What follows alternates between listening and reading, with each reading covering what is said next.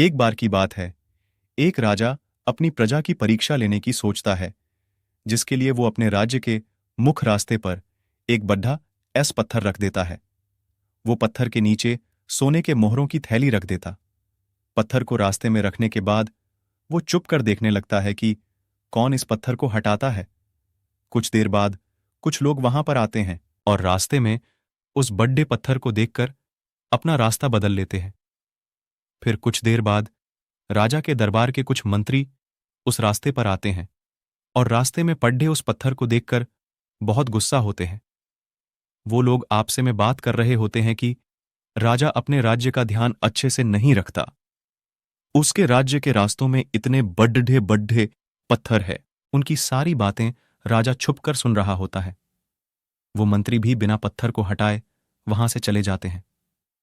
फिर कुछ देर बाद वहां एक सब्जी वाला आता है जिसके पास सब्जियां होती है। वो रास्ते में पड़े पत्थर को देखकर अपनी सब्जियों को नीचे रखकर उस पत्थर को हटाने लगता है।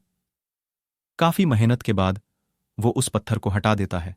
पत्थर के नीचे उसे मोहरों की थैली मिलती है और साथ में एक चिट्ठी मिलती जिसमें लिखा होता है कि ये मोहरे पत्थर हटाने वाले के नाम राजा की तरफ से। वो सब्जी वाला बहुत खुश होता है। राजा ये सब देख रहा होता है।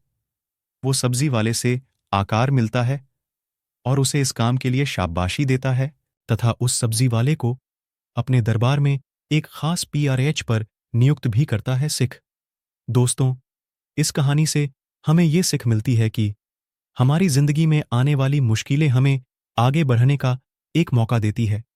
इसलिए हमें उनसे घबराना नहीं चाहिए और उनका सामना करना चाहिए।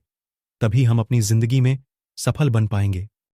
दोस्तों, हमारे चैनल के सब्सक्राइबर बहुत कम हैं, तो आप प्लीज मुझे सपोर्ट करिए। धन्यवाद।